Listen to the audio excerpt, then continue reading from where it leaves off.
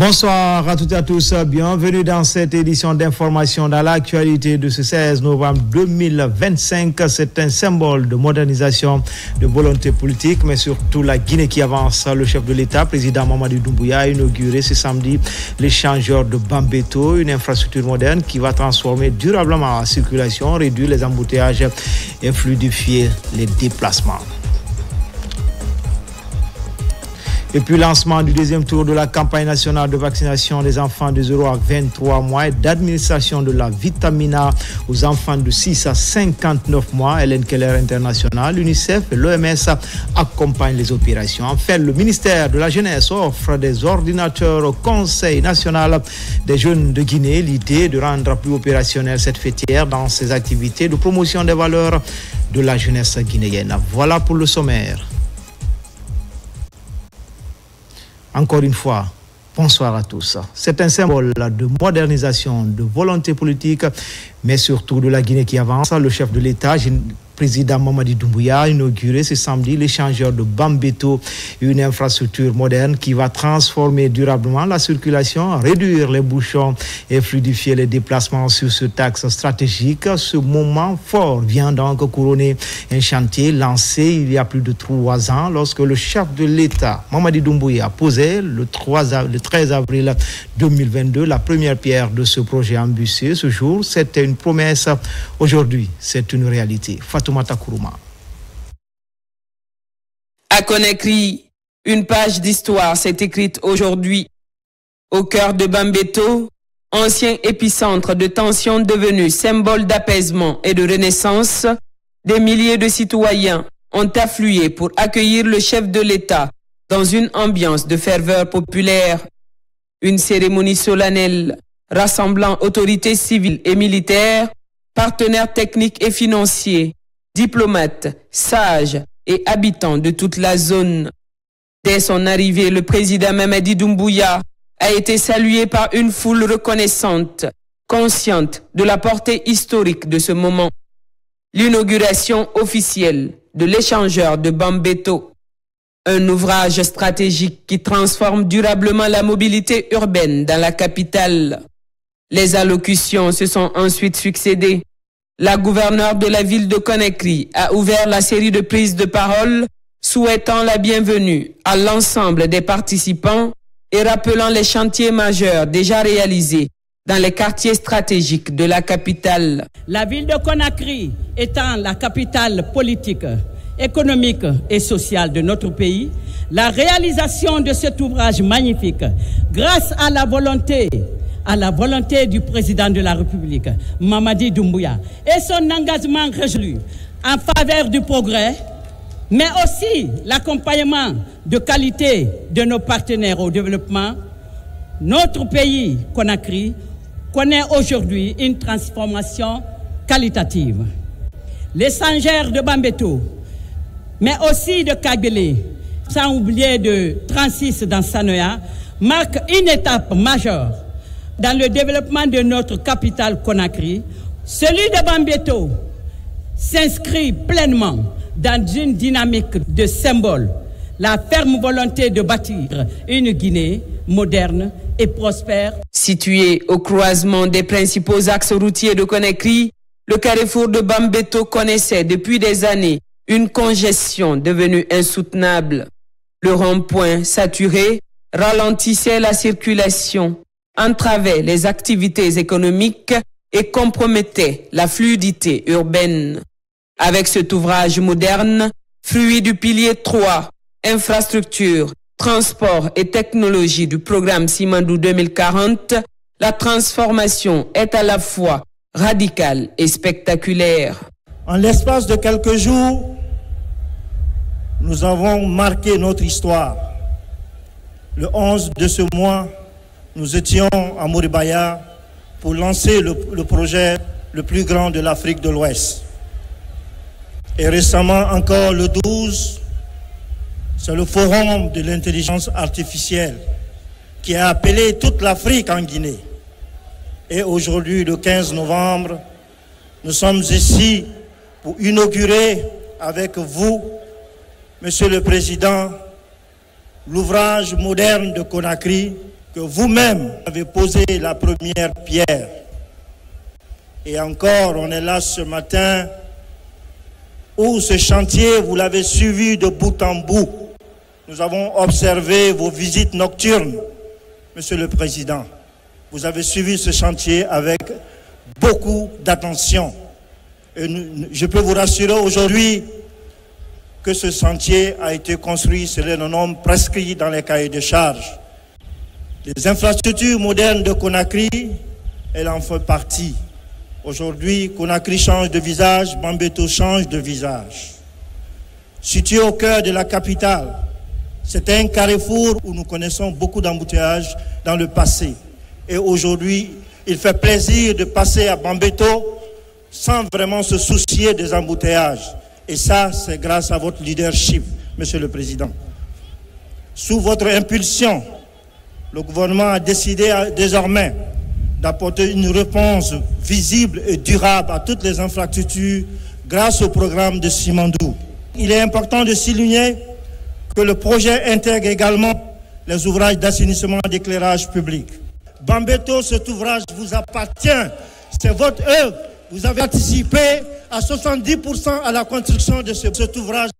Démarré en avril 2022, sous la supervision personnelle du président de la République, les travaux pilotés par le ministère des Infrastructures ont été financés à hauteur de 339,6 milliards de francs guinéens grâce à un partenariat solide entre le Fonds cohésien pour le développement économique arabe et l'État guinéen.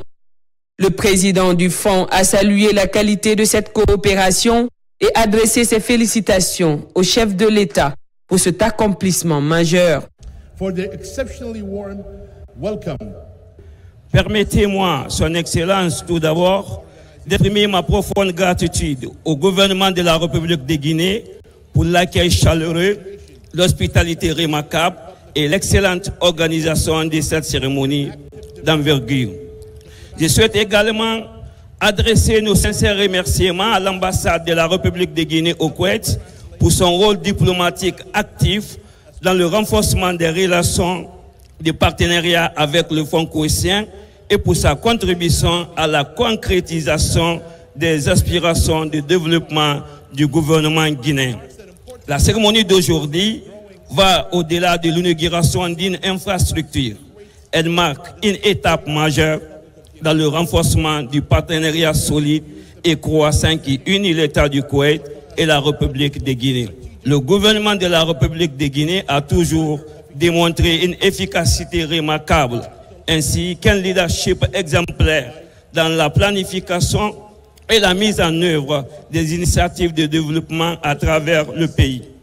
Le Fonds cohésien apprécie profondément cette collaboration et salue votre dévouement ainsi que votre vision. Nous réaffirmons aujourd'hui notre engagement à poursuivre notre soutien aux efforts du gouvernement guinéen visant à promouvoir les objectifs de développement durable dans l'ensemble du pays. En 39 mois, le chantier a généré près de 900 emplois directs et indirects. L'échangeur offre désormais un passage souterrain de 263,20 mètres vers la T2, un passage supérieur de 271,20 mètres en direction de la route Le Prince, un carrefour giratoire central connecté à 8 bretelles de 2 fois 2 voies. Un ensemble conçu pour fluidifier durablement la circulation, réduire les accidents, accélérer les trajets vers les zones administratives et économiques et embellir l'esthétique urbaine de Bambeto. Son Excellence, Monsieur le Président de la République, avait donné une orientation claire, transformer en profondeur le quotidien des Guinéennes et des Guinéens, fluidifier la mobilité urbaine et bâtir des infrastructures modernes dignes de notre vision nationale. Aujourd'hui, Monsieur le Président, cet engagement devient une réalité. Avec ses 261 mètres linéaires, l'échangeur de Bambeto permettra premièrement de réduire significativement des embouteillages, deuxièmement, amélioration de la sécurité routière, troisièmement, une mobilité plus fluide dans l'un des carrefours les plus fréquentés de Conakry. Et quatrièmement, enfin, un désenclavement accru des quartiers environnants, particulièrement les quartiers de Hamdallah, de Koza et de Kipé. Mesdames et messieurs, ce projet n'est pas seulement un ouvrage technique, c'est une réponse concrète aux besoins des citoyens. C'est une tradition visible de la volonté politique de bâtir une capitale dynamique, moderne et mieux structurée. Depuis plusieurs décennies, la Guinée et le Koweït entretiennent une coopération fondée sur la confiance, sur la fidélité et sur l'efficacité. Cette coopération exceptionnelle s'est encore renforcée sous le leadership visionnaire du président de la République. Le Koweït Fund accompagne notre pays dans des projets structurants et durables. Il finance également les projets stratégiques de construction de l'échangeur d'Anko 5, un autre ouvrage majeur dont les travaux démarreront très prochainement et qui viendra à son tour transformer le paysage urbain de Conakry. Au nom du chef de l'État, le conseiller à la présidence chargé des infrastructures et des transports, ancien ministre des Travaux publics, a invité l'assistance à observer 1 minute de silence en mémoire des martyrs de l'Axe. Il a rappelé une vérité devenue incontestable. L'Axe, longtemps stigmatisé, s'impose aujourd'hui comme un moteur du développement de la capitale. Un tournant rendu possible grâce à la volonté du président Mamadi Doumbouya de restaurer les droits des populations et de transformer durablement leur cadre de vie. Au nom de son Excellence, Monsieur le Président de la République, je vous prie de vous lever et d'observer 1 minute de silence en l'honneur de tous les martyrs de l'Axe.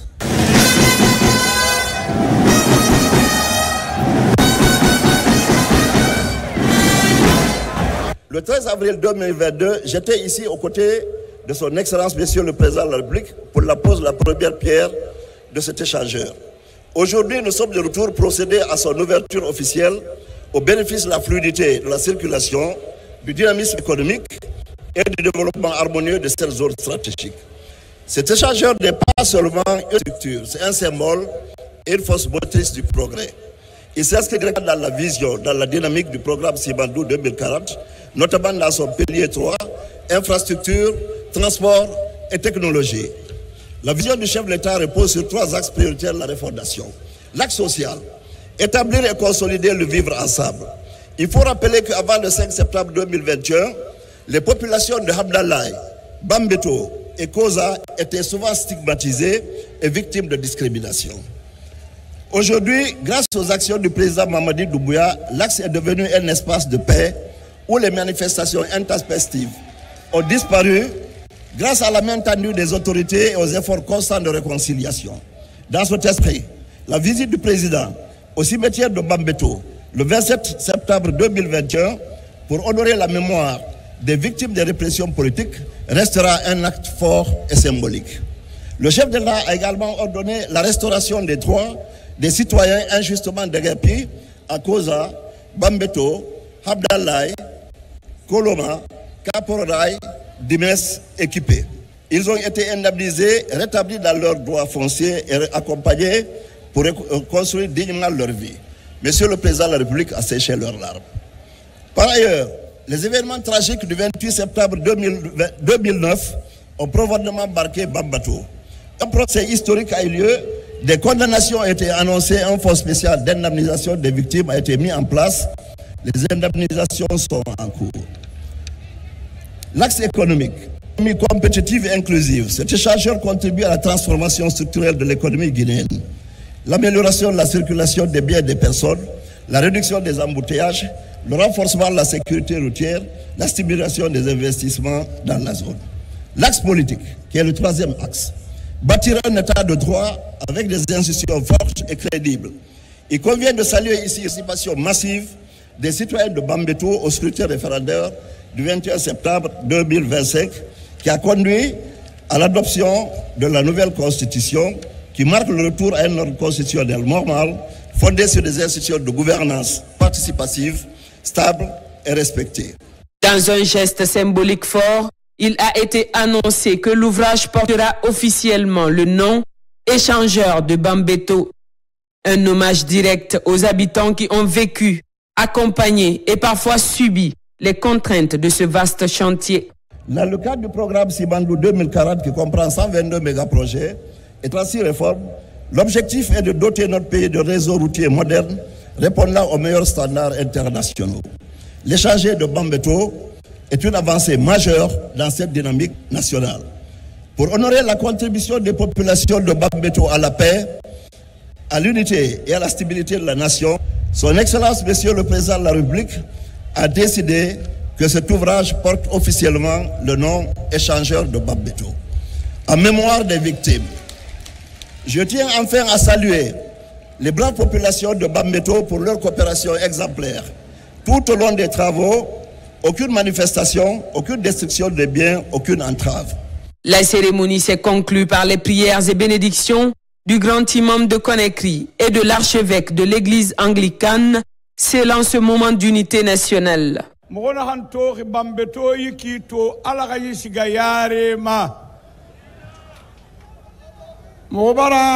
Mangenu walisa o ma président mkoduba mabe mhonu malambore benu mo hakeli mo wengine ina me inu wali I wali khine ina ma lu baraka ifendena na ba khime khibe inu wali ibara mo boyansa inu wali mhonu wa madanna han tofe to fanyira yibe ibara finda sabuira yibori khayare maske ibara finda sabuira ala namira yagi abada ala namalagine yamara nimisa abada ala namalagine lu nganigenya khiyo wa honki moko pirakta moka Dubai be monsieur le président moko pirakta moka Dubai be walima ina hanna ba fe ko duba mi benanan tamma yati ko bu fana mangafe khefa la gina mu mangafe khefa mange wali ko wa manana konfa afala fe sorba khamanga abu khamanga na khamarafa heri na khamanga ya kui mo ko nan félicité ma mo ko duba nanambe inu wali isalo mo ko nena hanna ba ala ke continuer. Bambeto, jadis cité frondeuse et marginalisée, se tient aujourd'hui aux avant-postes du développement national. Un quartier longtemps mis à l'écart qui retrouve sa dignité et exprime sa reconnaissance à celui qui a compris ses douleurs, ses attentes et ses aspirations, le président Mamadi Doumbouya. Et en retour, Bambeto a répondu présent, massivement, fièrement, unanimement.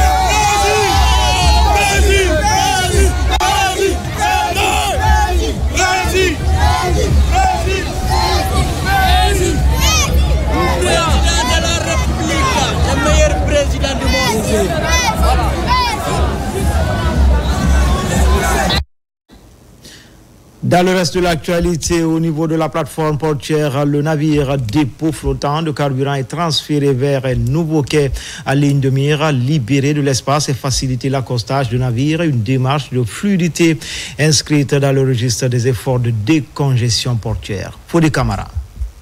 Dans la dynamique de consolider sa position en Afrique de l'Ouest et intensifier les opérations, le port de Conakry réalise des actions prioritaires, notamment avec la libération du quai numéro 9, auparavant occupé par le dépôt flottant de carburant.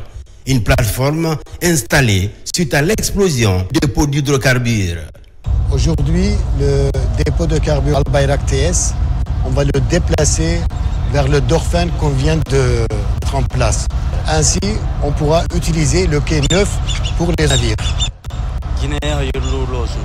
Aujourd'hui, ce réaménagement est un tournant majeur dans la stratégie de décongestion portuaire. Ce quai a été entièrement occupé par la livraison de carburant dont le pays en a absolument besoin. Mais récemment, vu que le besoin des quais aussi ont augmenté au niveau du port autonome de Conakry, ça nous a causé quelques difficultés.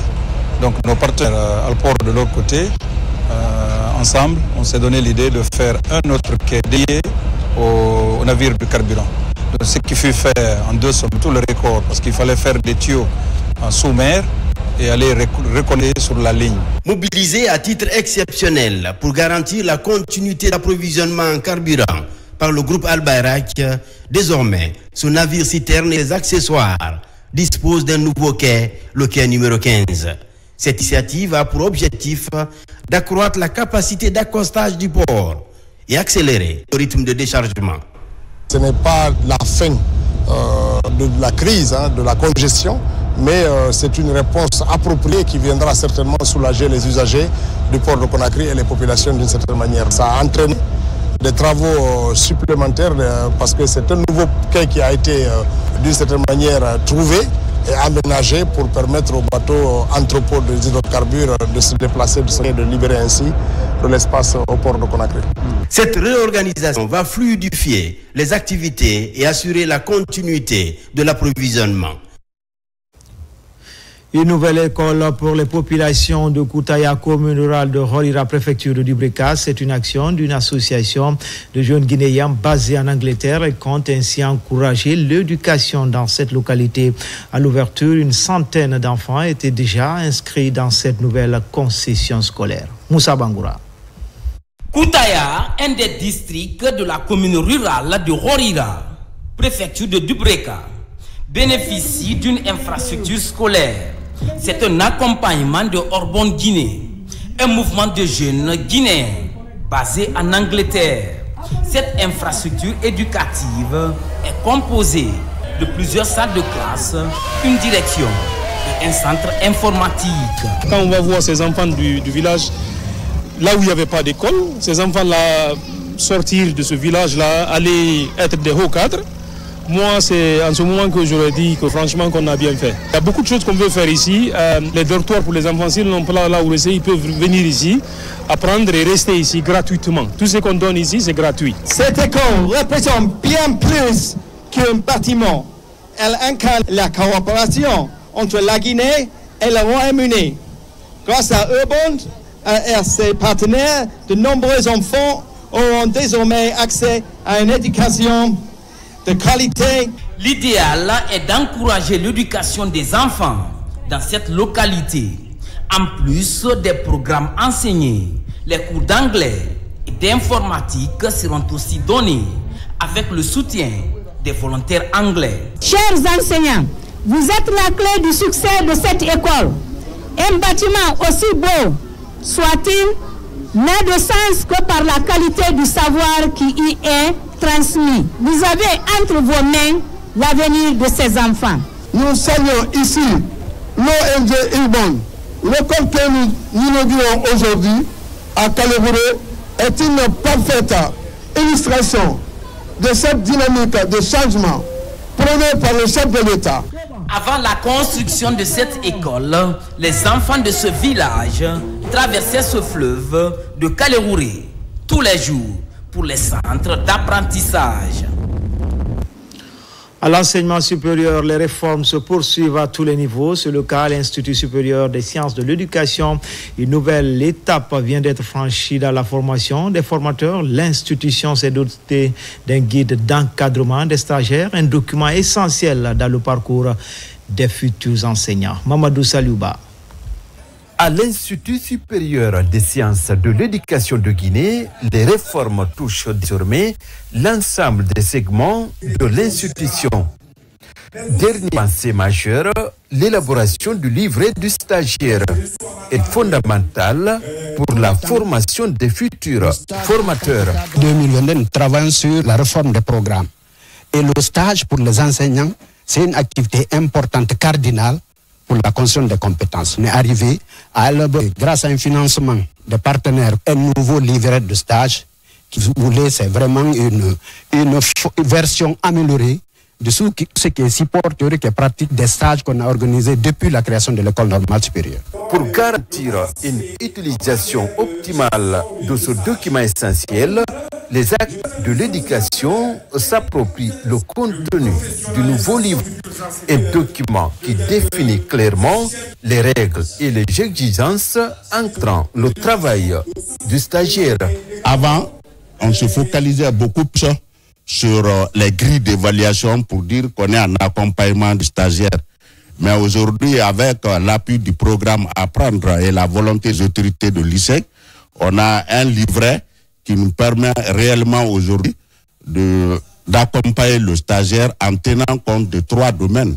Le domaine relationnel, le domaine pédagogique et le domaine didactique. Au sein de cette institution chargée de la formation des enseignants du secondaire, le stage constitue une étape incontournable dans le parcours des apprenants. À travers l'Institut national de formation et de perfectionnement professionnel, le ministère du Travail franchit également une nouvelle étape dans le renforcement de la gouvernance publique. Des conseillers juridiques des ministères sectoriels sont formés sur le partenariat public-privé. Mamadi Terna Kamisoko. Le ministère du Travail et de la fonction publique, à travers l'Institut national de formation et de perfectionnement INFP, veut compter sur des cadres compétents pour mener à bien les différents projets et programmes du pays. Pour gagner le pari, les conseillers juridiques jouent un rôle de premier plan. À Conakry, ils se familiarisent avec le thème partenariat public-privé, outil de financement du développement de la Guinée vers la mise en œuvre du programme Sibandou 2040. Les partenariats publics-privés apparaissent comme un mode de financement de plus en plus sollicité qui permet d'améliorer nos infrastructures publiques, de les financer, d'améliorer également la qualité de nos services publics. Le rôle des conseils juridiques est crucial dans toutes les étapes de l'élaboration des partenariats publics-privés. Cet atelier qui démarre aujourd'hui, qui est un cadre d'échange, vise donc à vous outiller pour accompagner efficacement vos départements respectifs dans la négociation, la contractualisation et la sécurisation juridique des projets dans le cadre des partenariats publics-privés. Les PPP sont considérés aujourd'hui comme l'un des leviers essentiels de financement des projets publics. La meilleure compréhension de ces enjeux et intérêts devrait permettre d'améliorer la qualité de l'exécution des projets publics à travers le pays. Cette formation permettra au conseil juridique de comprendre effectivement qu'est-ce que c'est qu'un contrat de partenariat public-privé, quels sont les éléments constitutifs, quelles sont les conséquences qui en découlent. En initiant cette formation, l'INFP joue pleinement son rôle d'opérateur stratégique de professionnalisation de la fonction publique. La refondation de l'État ne saurait se limiter aux réformes structurelles. Elle doit s'enraciner dans la transformation des mentalités et des pratiques professionnelles. Cette session s'inscrit dans un vaste programme visant à doter ces cadres de compétences nécessaires pour maîtriser les mécanismes juridiques et institutionnels. Il s'agit pour l'UNFP d'intensifier la professionnalisation de l'administration afin de mieux préparer la mise en œuvre des grands chantiers nationaux. Fini la mini-revue du portefeuille pays du groupe de la Banque africaine de développement. Représentants du gouvernement, experts de la BAD ont pendant 48 heures évalué les performances des projets et programmes financés par cette institution en Guinée. Mamadi Gassama pour en savoir davantage. Tous réunis autour d'une question centrale, comment améliorer la capacité d'absorption des fonds. C'est en cela que se tient cette mini-revue du portefeuille de la Banque africaine de développement. L'exercice consiste à évaluer l'état d'avancement des projets et programmes financés par l'institution en Guinée. Cet atelier de clôture de la mini-revue de performance du portefeuille pays et programmes financés par la banque s'est déroulé durant 2 jours et s'inscrit dans le cadre du suivi rapproché du portefeuille actif. Cette revue de performance du portefeuille vise à contribuer à la gestion efficace et efficiente des projets et programmes financés par la BAD. L'instauration des contrats de performance ont permis à date d'améliorer substantiellement les taux de décaissement.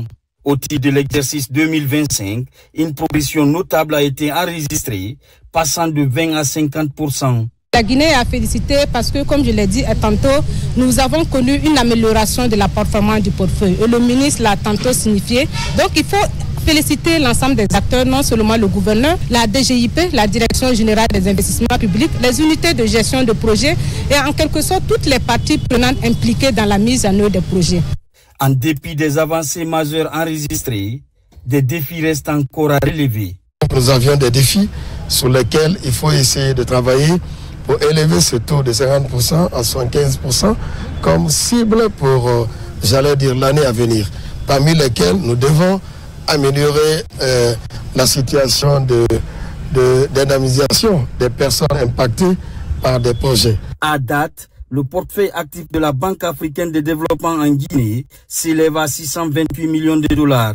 8 secteurs stratégiques sont concernés par ces financements, parmi lesquels l'agriculture, le transport et l'énergie. Réunion statutaire du conseil d'administration de la Confédération générale des entreprises de Guinée. Les membres du conseil entendent consolider les mécanismes internes de gouvernance, poursuivre la modernisation et la digitalisation des outils de travail du patronat. L'idée est de mettre à jour les dossiers administratifs des entreprises membres en conformité avec les exigences des autorités partenaires institutionnelles. Sona Sagno, Abdelkarim Fakita. À la Confédération générale des entreprises de Guinée, c'est l'heure du bilan. À la réunion statutaire du conseil d'administration, les activités de gouvernance et le bilan de l'année 2025 sont terminées tout en définissant les orientations stratégiques pour 2026. Les grandes orientations sont qu'il faut s'approcher des autorités en place pour pouvoir les soutenir, pour pouvoir aider le secteur privé à se développer et créer de l'emploi pour que l'économie guinéenne puisse se tenir bien. Si les chefs d'entreprise féminines viennent adhérer au patronat, il y aura un impact positif pour la jeune féminine. Au cours de cette réunion, le budget 2020 allant de janvier à septembre a été examiné, le projet de budget prévisionnel 2026 étudié et le plan opérationnel validé. Les échanges ont porté également sur des questions de gouvernance interne et de représentation patronale. Le président de la Confédération a rassuré le secteur privé guinéen que la CGGI se tient côté de l'administration, non seulement pour accompagner toutes les réformes dans le cadre d'un secteur privé, de l'évolution d'un secteur privé dynamique, plein d'ambition pour notre pays. La réunion du conseil d'administration se veut également une plateforme de renforcement des structures des fédérations patronales sectorielles afin d'améliorer la représentativité du secteur privé, consolider les mécanismes internes de gouvernance, poursuivre la modernisation et la digitalisation des outils de travail, mais surtout mettre à jour les dossiers administratifs d'entreprises membres en conformité avec les recommandations des autorités et des partenaires institutionnels. En interactualité, depuis 1985, c'est la toute première fois que la conférence générale de l'UNESCO se tient loin de Paris, la capitale française. Cette année, la 43e session s'est tenue en Ouzbékistan. Les débats ont porté sur le rôle de l'éducation, les compétences futures, l'intelligence artificielle et l'avenir des musées. Les images de Mohamed Souma sont commentées par Kerfal La Presse Camara.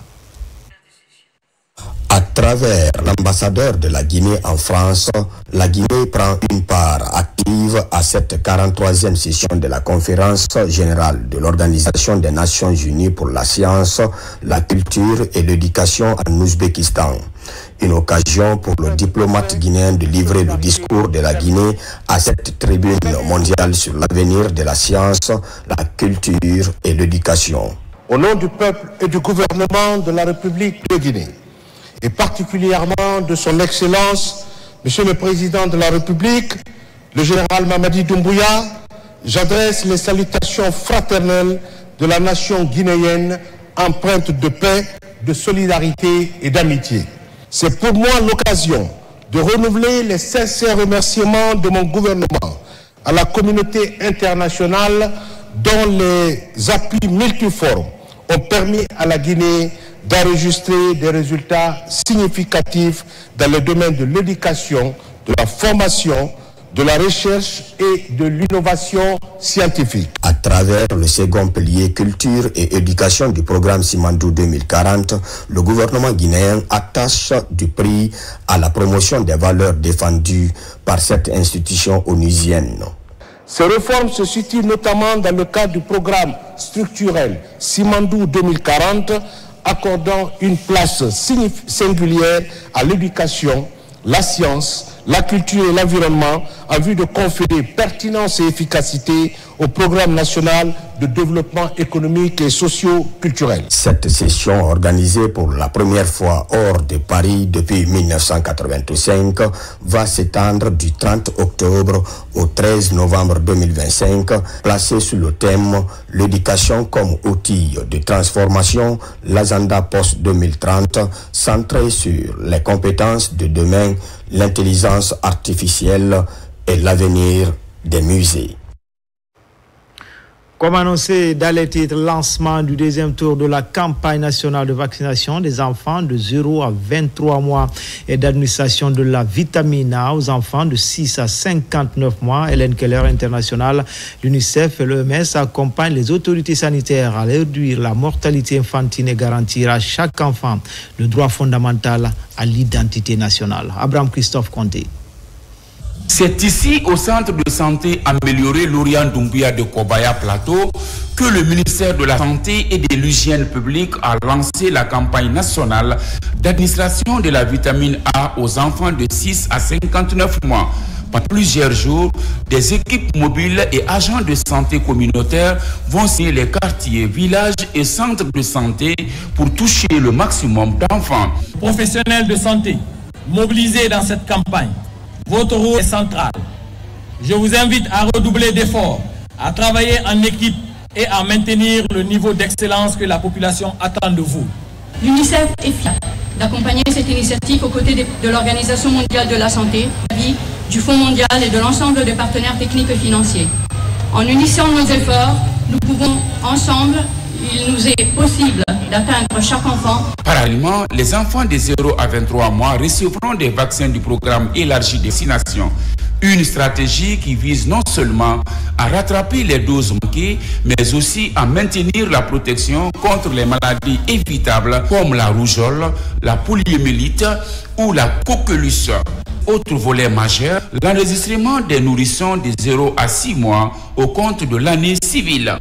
La vaccination est un exercice important qui s'est toujours déroulé dans notre pays et qui permet à nos enfants d'avoir une santé, une meilleure santé.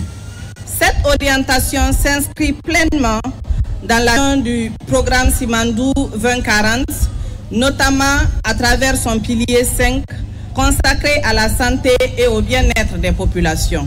Au cours de cette cérémonie, invite est faite aux parents à mobiliser les enfants dans les différents points de prestation afin de participer à cette opération d'envergure nationale. Cette campagne de vaccination qui va durer 6 jours dénote de la volonté du gouvernement et ses partenaires dans le but de renforcer la santé maternelle et infantile.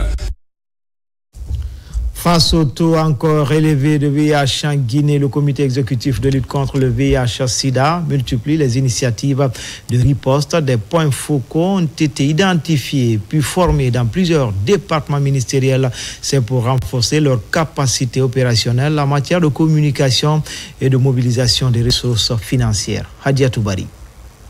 À Koya, ils se retrouvent pour apprendre les notions de base sur les infections sexuellement transmissibles comme le VIH-Sida.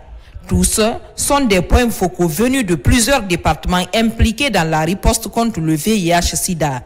Chacun va approfondir ses connaissances sur ses attributions dans le comité.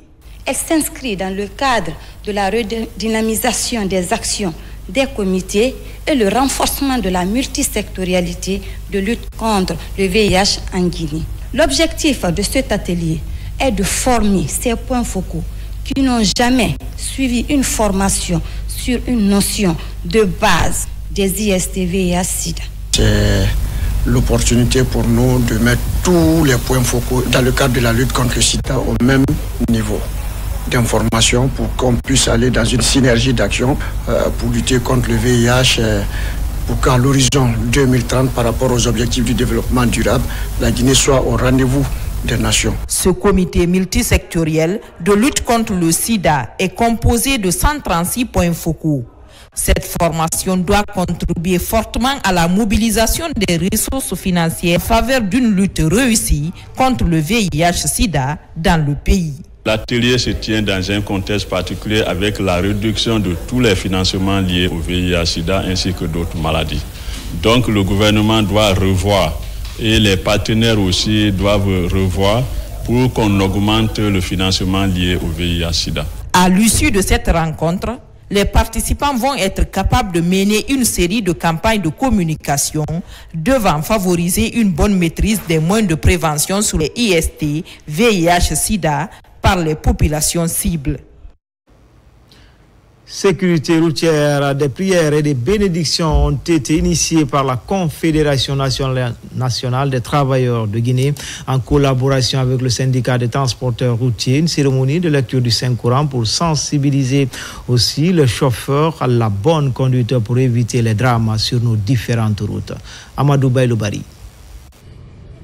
Dans le cadre de son engagement à renforcer la sécurité routière, l'Éducation syndicale nationale professionnelle des transports et de la mécanique générale, en collaboration avec la CNTG, a organisé à Cac-Belin une séance de sensibilisation des chauffeurs. C'est sous le signe de la paix et de la protection divine sur nos routes. La rencontre a débuté par une lecture du Saint-Coran avant de rappeler aux conducteurs la nécessité de respecter les principes édictés par le Code de la route. Ces derniers temps, notre pays a été profondément marqué par la multiplication des accidents de la circulation, entraînant des pertes en vies humaines et d'importants dégâts matériels.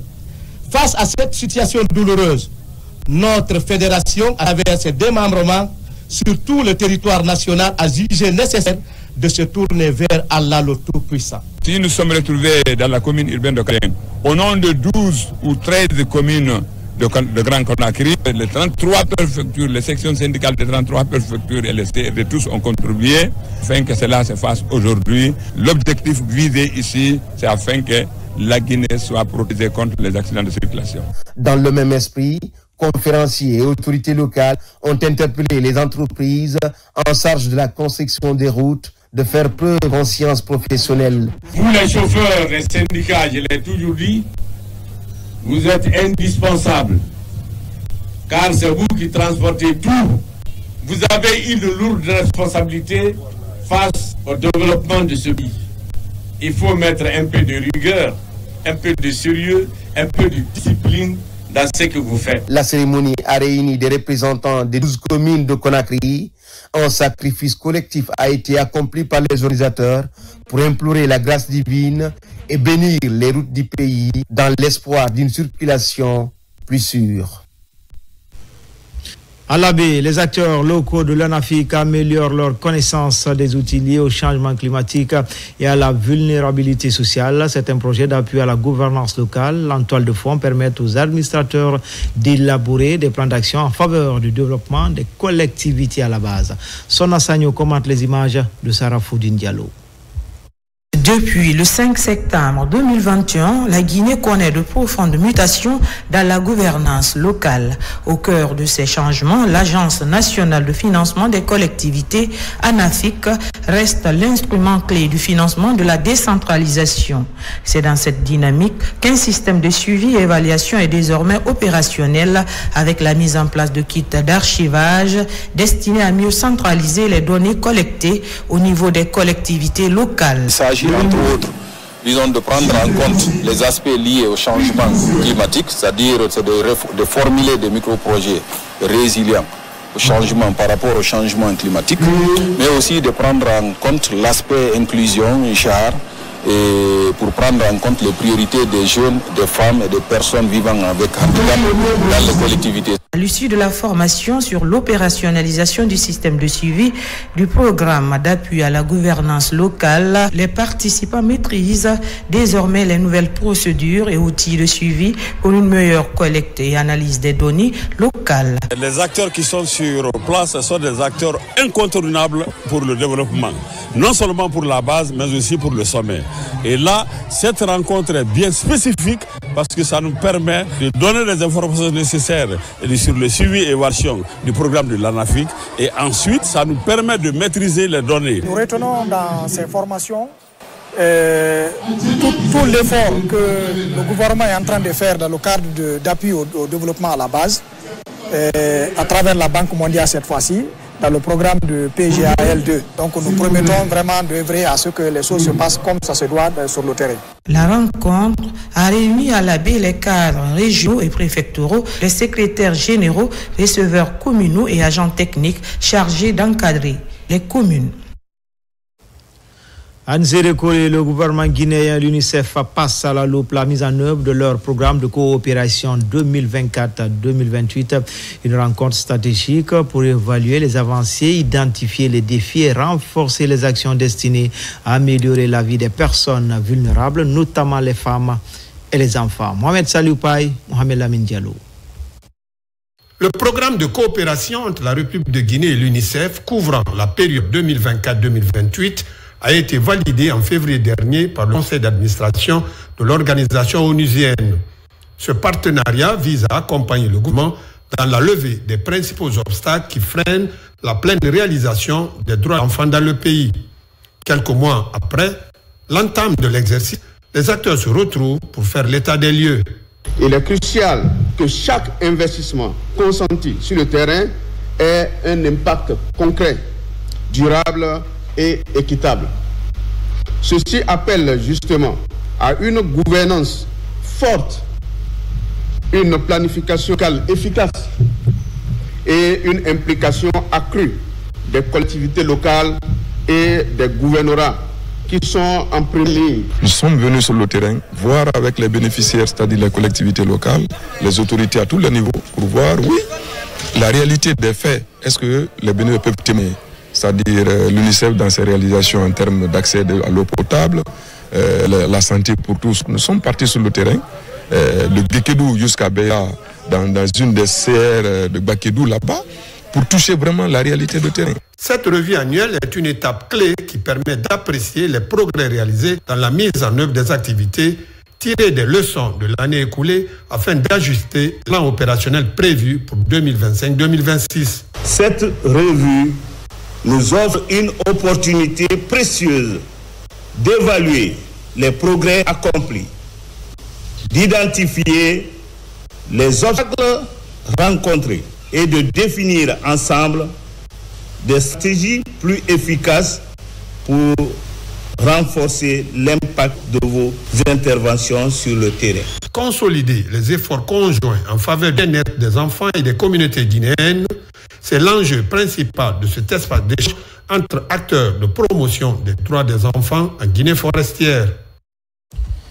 Une mission conjointe à PNUD, ministère de l'Environnement, évalue les résultats en faveur des communautés les plus vulnérables à Sigiri et Beila. Il s'agit des champs-écoles, des forêts communautaires et autres cultures vivrières. Bausman. District de Kouredi, sous-préfecture de Franwalia, dans le Bouré profond. Une mission conjointe, ministère de l'Environnement et du Développement durable à travers le Bureau de stratégie de développement et le PNUD, en tournée pour évaluer les projets réalisés, échanger avec les bénéficiaires et tirer les leçons. Ici, c'est la culture maraîchère pour appuyer les communautés. Dans ce périmètre, le projet a appuyé les femmes, tout ce qui est maraîchage, mais aussi comme vous avez vu, il y a une mise en défense qui est à côté qui permettra effectivement de non seulement mettre les périmètres, les pépinières pour les plants fruitiers, mais aussi pour les plants forestiers. Tout ça là, ça dans le cadre de la gestion durable des ressources naturelles. Depuis que le projet est venu, beaucoup de choses ont changé dans notre vie ici. Parce qu'avant, c'était très difficile pour nous de faire le maraîchage. Mais maintenant, là, nous cultivons le vergine, nous cultivons le manioc et grâce au projet. Puis, ce foyer des jeunes équipés d'une certaine commodité réalisé par le projet Gestion intégrée des ressources naturelles dans le paysage Bafing Falémé. Ici, c'est la commune rurale de Nyonsi-Moridou dans Beila pour apprécier cette fois-ci les réalisations du projet de résilience et d'adaptation des communautés les plus vulnérables au changement climatique, PRAC. Des forêts communautaires, le maraîchage, des champs-écoles avec des variétés témoins et assistées dans les districts de Kisiboula et Seoba dans la commune rurale de Gweki. La partie AIC tout comme la partie témoin. Pour le riz, on a mis 3 espèces, 3 variétés de riz, et 2 locales et 1 introduit. Donc ce qui est là, c'est une variété locale qui se nomme Ngaïk Bongna, une variété plastique. On peut planter dans le bas-fond, tout comme sur le coteau. Malgré les efforts, d'autres défis s'imposent, à savoir l'irrigation et la clôture de certains périmètres pour la sécurisation des champs. Au centre-ville de Nzérékoré, les jeunes de la diaspora rencontrent les citoyens. La mobilisation s'est tenue à la Maison des Jeunes. Les informations sur le méga projet Simandou 2040, notamment dans son volet environnemental, ont été longuement partagées. Bakari Bamba Kondé. Dans la ville d'Nzérékoré, capitale de la région forestière, le collectif Diaspora Langoundé a organisé une session de sensibilisation sur le projet Simandou. L'événement, axé sur l'information et le dialogue, a suscité un grand intérêt population locale, pressée de comprendre les implications de ce projet d'envergure pour l'avenir. De les faire conscientiser que ce projet va favoriser l'éducation, la formation et améliorer bien évidemment les infrastructures, renforcer l'économie. Donc rassurer bien évidemment la jeunesse de Nzérékoré voulait dire que ce projet va bénéficier à tous. Le collectif a présenté Simandou non seulement comme une opportunité économique majeure pour la Guinée, mais aussi comme un projet porteur de défis environnementaux et sociaux qui nécessite un engagement citoyen. Compte tenu de la richesse écologique de la région, les participants ont exprimé des inquiétudes quant aux conséquences potentielles de l'exploitation minière sur les forêts, les cours d'eau et la faune locale. On a un avenir meilleur parce que le projet Simandou ici va créer des opportunités pour nous en tant qu'apprenants professionnels pour pouvoir avoir des emplois dans le futur. Formation et sensibilisation permettent aujourd'hui à la jeunesse guinéenne, surtout la jeunesse forestière, d'être dans le plein du programme Simandou 2040. La session de sensibilisation en Nzérékoré marque une étape importante dans l'appropriation citoyenne du projet Simandou par les populations forestières. Dans l'actualité encore, le ministère de la Jeunesse offre des ordinateurs au Conseil national des jeunes de Guinée. L'idée de rendre plus opérationnelle cette fêtière dans ses activités de promotion des valeurs de la jeunesse guinéenne. C'est le ministre de la Jeunesse, Selou Baldé, qui a présidé la cérémonie de remise. Les détails avec Tcherno Maroufba, Mohamed Saliou Bangoura. Pour mieux être plus efficace sur le terrain, le Conseil national des jeunes de Guinée sert des outils informatiques. Cette fêtière des jeunes de Guinée bénéficie du soutien de la part du ministère de la Jeunesse de 50 ordinateurs portables. Cette dotation permettra à ces jeunes à pouvoir mieux concevoir des projets pour la jeunesse guinéenne par le biais des logiciels. Ces ordinateurs vont changer beaucoup de choses. Déjà, ces ordinateurs vont nous aider à être efficaces, efficients et à surtout être pertinents dans toutes nos initiatives. Parce que tenez-vous bien, le Conseil n'était pas du tout équipé. On a plein d'idées de projets, plein d'opportunités, mais malheureusement, il fallait que les jeunes utilisent leurs propres ordinateurs ou vraiment partent dans les centres de prestations avec tous les risques qu'il faut. Mais avec ces ordinateurs, on a au moins un kit pour chaque bureau et les bureaux vont utiliser ces ordinateurs pour la conception de projets, surtout pour la sécurité des données. Ces ordinateurs sont répartis entre les bureaux régionaux, préfectoraux et communaux du Conseil national de la jeunesse. Cet appui du département de la jeunesse a tout son sens. Nous sommes là pour aider les jeunes, nous sommes là pour encadrer les jeunes, nous sommes là pour mettre en œuvre des politiques publiques susceptibles de contribuer à la création des opportunités d'emploi pour les jeunes, à leur insertion, mais également à leur formation, à leur accompagnement. Et donc, étant donné que nous avons une fêtière de la jeunesse qui regroupe l'ensemble des associations de jeunesse dans notre pays, installées dans les 8 régions, dans les 33 préfectures et dans les 300 et quelques communes urbaines et rurales de notre pays. Et donc c'est un partenaire avec lequel nous devons travailler parce que c'est une fêtière qui est organisée. Partenaire privilégié du ministère de la Jeunesse, le Conseil national des jeunes de Guinée regroupe en son sein 3690 jeunes et 410 bureaux dans tout le pays. Enfin, humanitaire avec cette immersion dans un orphelinat de la capitale, la Voix des Sans-Voix. Vous allez le voir, le fait inédit, c'est une malvoyante qui s'occupe de plus de 50 enfants, tous orphelins, d'où cet appel aux bonnes volontés et aux âmes sensibles pour la prise en charge sanitaire et scolaire des enfants. Abouakar Junior Camara nous plonge dans le quotidien de cet orphelinat hors du commun. Dans cette concession 6 à Simbayagar, une cinquantaine d'enfants privés de la chaleur parentale y vivent sous la bannière de l'orphelinat La Voix des Sans-Voix. Créé il y a 4 ans, ces enfants majoritairement orphelins de père et mère vivent dans la joie grâce à la générosité de Hayayari Kamara. C'est son nom, elle est aussi malvoyante de son état. Elle a consacré une partie de son avoir à la prise en charge de ses enfants.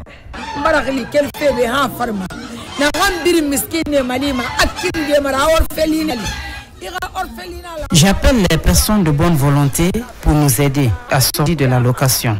Plusieurs personnes de bonne volonté accompagnent cette femme dans la prise en charge de ses enfants, dans le volet de la scolarité, de la santé, mais pour nourriture.